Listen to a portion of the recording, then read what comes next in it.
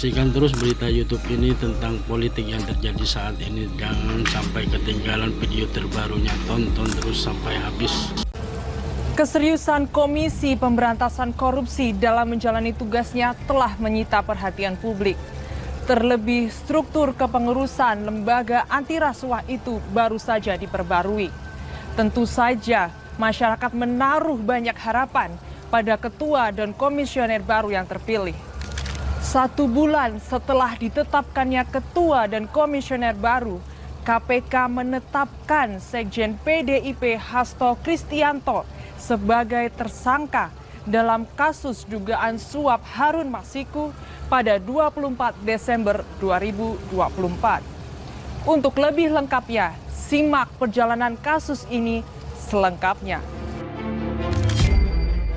Sekjen PDIP Hasto Kristianto yang kini ditetapkan sebagai tersangka kasus dugaan suap Harun Masiku ternyata sudah menjadi target KPK sejak tahun 2020 lalu.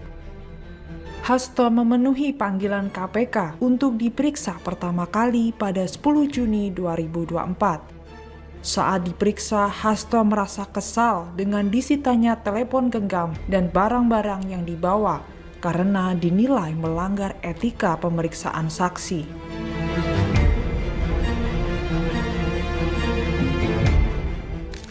Ketua Umum PDI Perjuangan Megawati Soekarnoputri sampai angkat bicara terkait pemanggilan Hasto dan penyitaan ponsel oleh KPK. Megawati menegaskan ia tidak takut terhadap KPK. Ia bahkan menantang penyelidik KPK untuk menghadapnya. Lo berani datang nggak? Tahu? Masa kalah aku aja datang 3 kali lo tahu bilang. Yo datang lo ini bu. Terus apa sih yang manggil kamu bu? Tanyain namanya gitu kan. Namanya Rosa. Yo. Tulis tuh. Ibu bilang yang manggil Pak Hasto namanya Rosa. Nah kalau lo berani nulis tuh. Demi melengkapi keterangan saksi, mantan Menteri Hukum dan Hak Asasi Manusia Menkumham Yasona Lawli juga diperiksa KPK Desember 2024 lalu. Namun, Yasona tidak menjelaskan secara detail hasil pemeriksaan. Ia hanya menyebut bahwa KPK menanyakan data imigrasi Harun Masiku.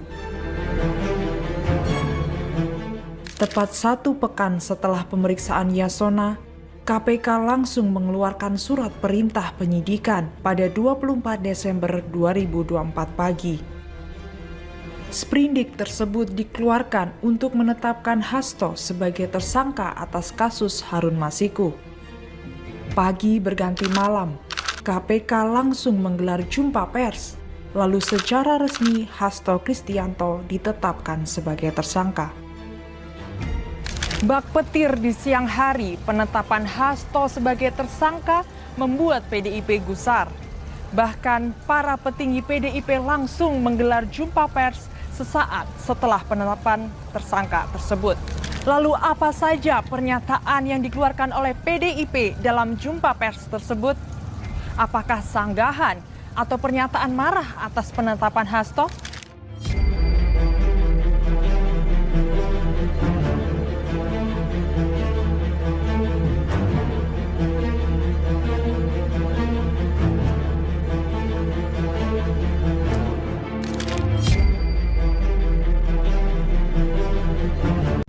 Nampaknya PDIP tak tinggal diam. Ketua DPP PDIP Roni Talapesi langsung menggelar jumpa pers sesaat setelah penetapan Hasto sebagai tersangka. Ia menyinggung sikap tegas PDIP yang baru saja memecat keanggotaan Presiden Republik Indonesia ke-7 Joko Widodo, Gibran Rakabuming Raka, dan Bobi Nasution. Lalu apakah hal itu ada kaitannya? PDIP kembali mengungkit pernyataan Megawati Soekarnoputri. Pasalnya, Megawati pernah menyatakan bahwa partainya bakal diacak-acak dalam waktu dekat. PDIP juga mengaitkan penetapan tersangka Hasto karena pihaknya selalu menentang upaya perusakan demokrasi saat era Presiden Joko Widodo.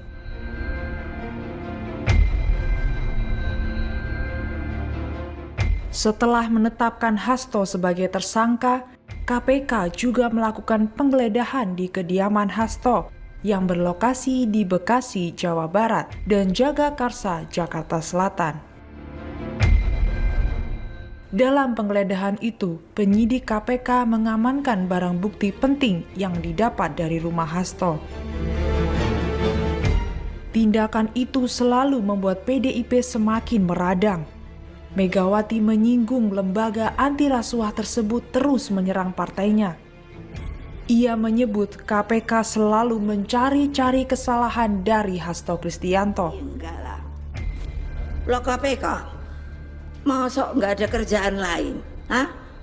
Yang dituding, yang diubrek-ubrek hanya Pak Hasto gue. Ayo wartawan, tulis itu. Karena sebenarnya kan banyak yang malah udah tersangka. Hasto akhirnya datang memenuhi panggilan KPK pada 13 Januari 2025 sebagai tersangka. Hasto datang untuk memenuhi haknya sebagai warga negara Indonesia yang taat hukum. Ia bahkan berjanji kepada KPK akan memberikan keterangan sebaik-baiknya.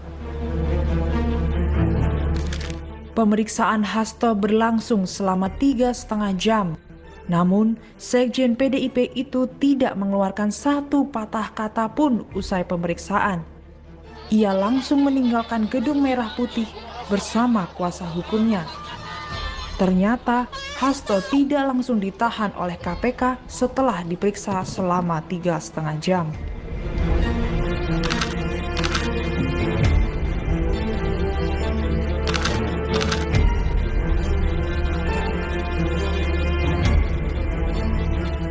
KPK akhirnya buka suara. Juru bicara KPK Tessa Mahardika membeberkan alasan pihaknya tidak langsung menahan Hasto. Ia menyebut KPK masih membutuhkan waktu untuk memeriksa sejumlah saksi.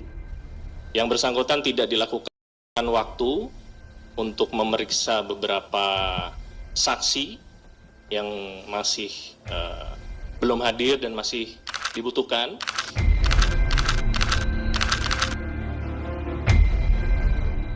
Nampaknya perjalanan PDIP versus KPK masih akan terus berlanjut.